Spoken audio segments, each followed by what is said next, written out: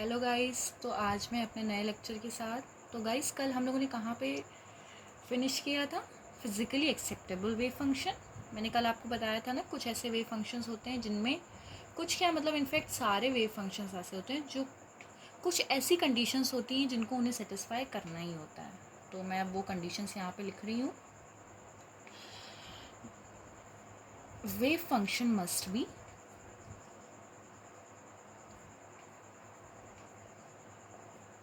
Finite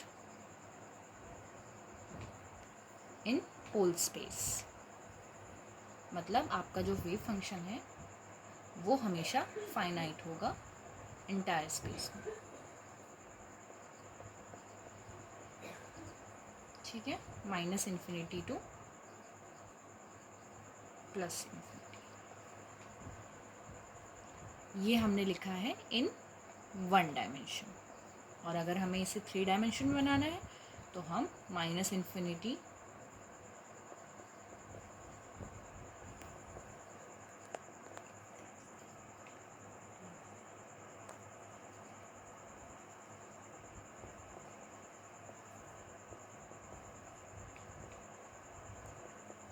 ये हमारा है 3D में, जहाँ पे हम XYZ कोऑर्डिनेट लेंगे, space coordinate, Cartesian coordinate. Okay.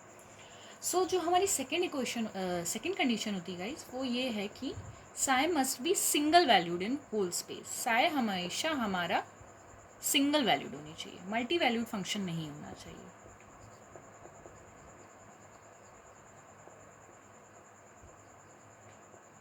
Third condition would B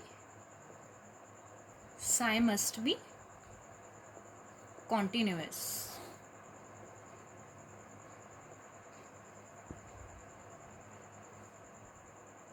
in whole space. Okay.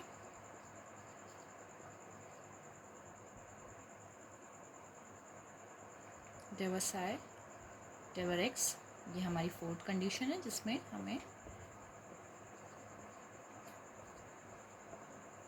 एक चौथा कोऑर्डिनेट भी ले लेते हैं हम लोग, time coordinate. Must be finite. जो भी psi हमारा फंक्शन है, वेव फंक्शन, उसका जो फर्स्ट ऑर्डर डेरिवेटिव है वो भी फाइनाइट होगा और सिंगल वैल्यूड होगा in whole space.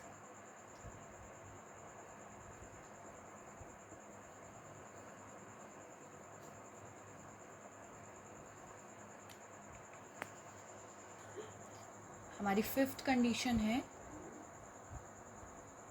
They were psi देवर x देवर psi देवर z देवर psi देवर y मस्ट बी कॉन्टिन्यूस। ठीक है। And six condition would be psi must be square integrable.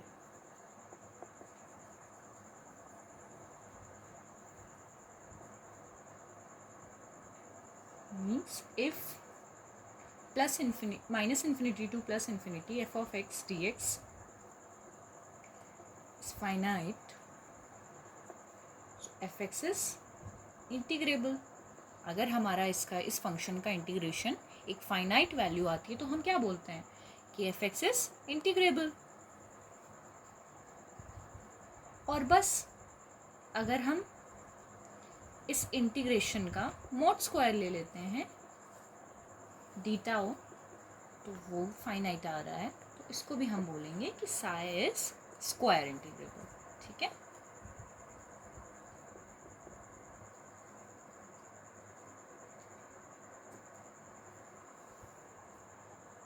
अभी मैंने जो आपको ये फर्स्ट कंडीशन बताई ना कि psi मस्ट बी फाइनाइट, इसमें हमारी दो चीज़ें होती हैं। एक होता है बाउंड वेव फंक्शन और एक अनबाउंड स्टेट या नॉन लोकलाइज स्टेट। तो जैसे कि बाउंड स्टेट वेव फंक्शन हम उसको बोलते हैं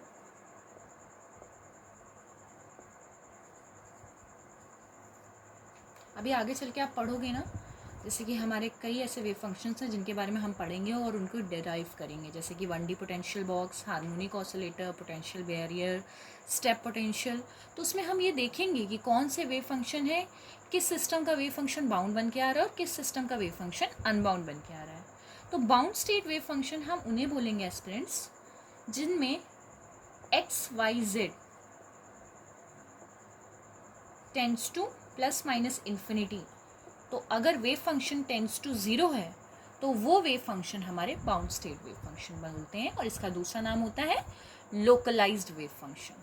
इसको आप कह सकते हो मतलब लोकलाइज्ड है, उस जगह पे उसकी उतने ही जगह पे वो बाउंड है ट्रैवल करने के लिए। और इसी में दूसरा है, अगर हम उस वेव फंक्शन को अनबाउंड कब बोलेंगे, as x y z tends to plus minus infinity, so psi tends to non zero.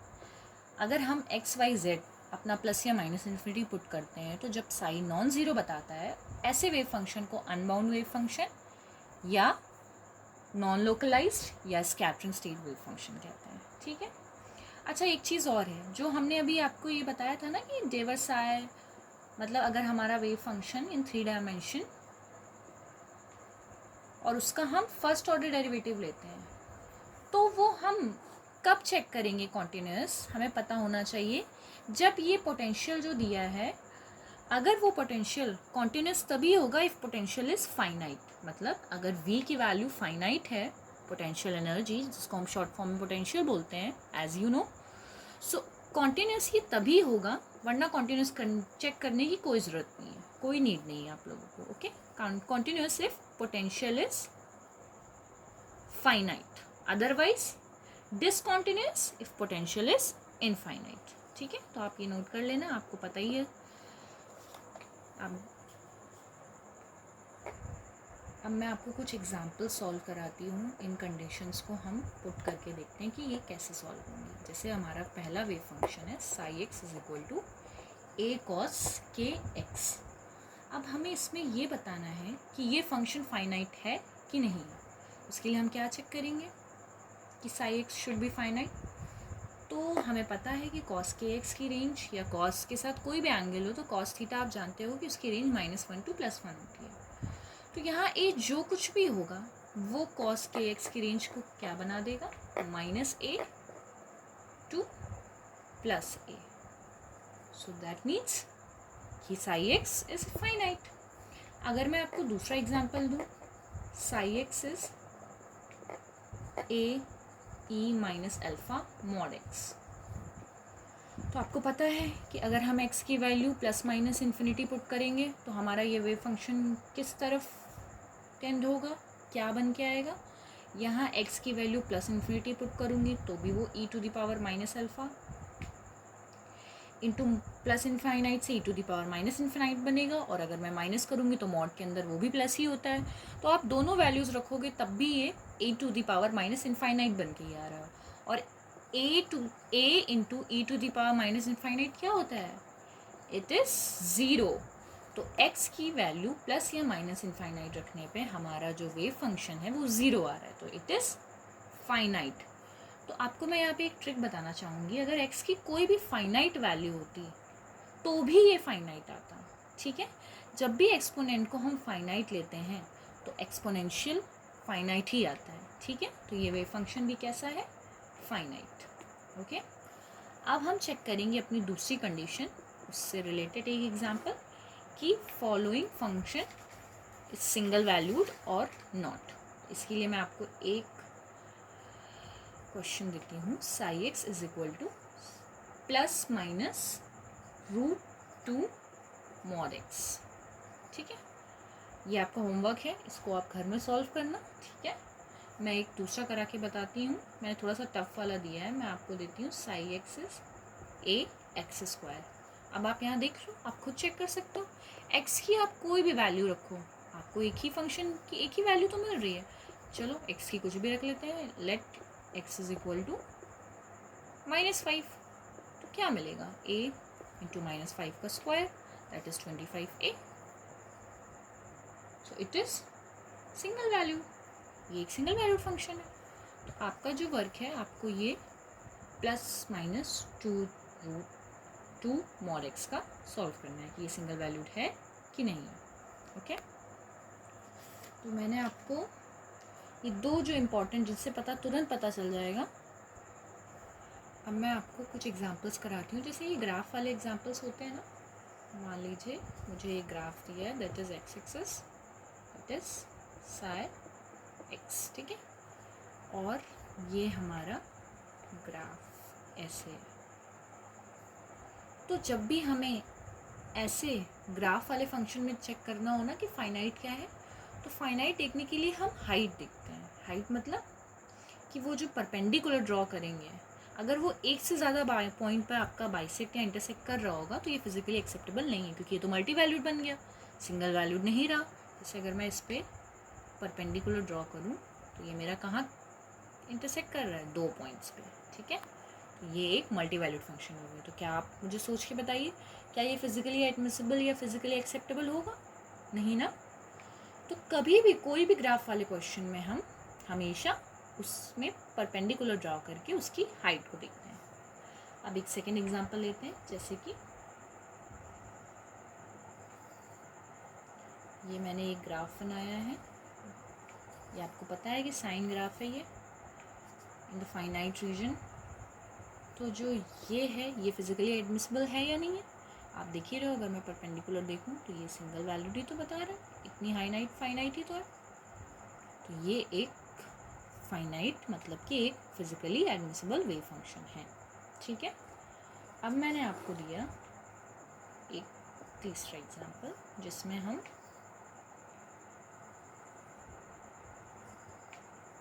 आपको पता है कि ये फाइनाइट तो है but it is not physically admissible. क्यों?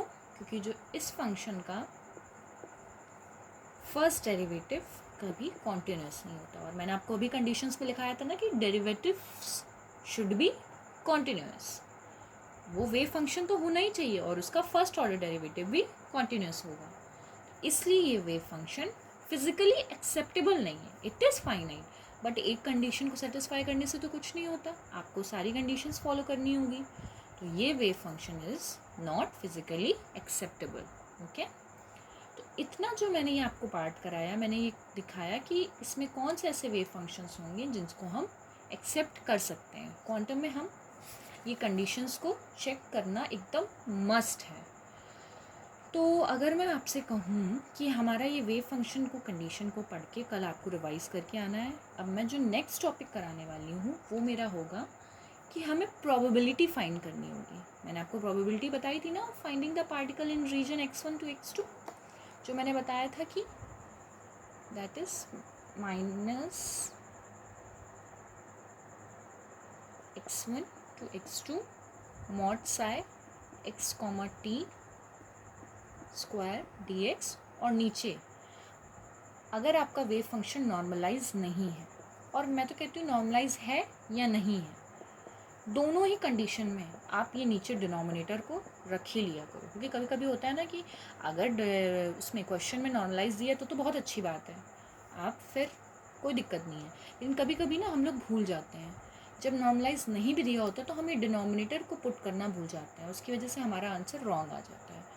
तो इसके लिए आप पूरा फॉर्मूला जो लर्न करो वो यही करो, probability of finding the particle lies in region x1 to x2 mod psi x comma t square dx, and this is minus infinity to plus infinity mod psi x comma t square dx।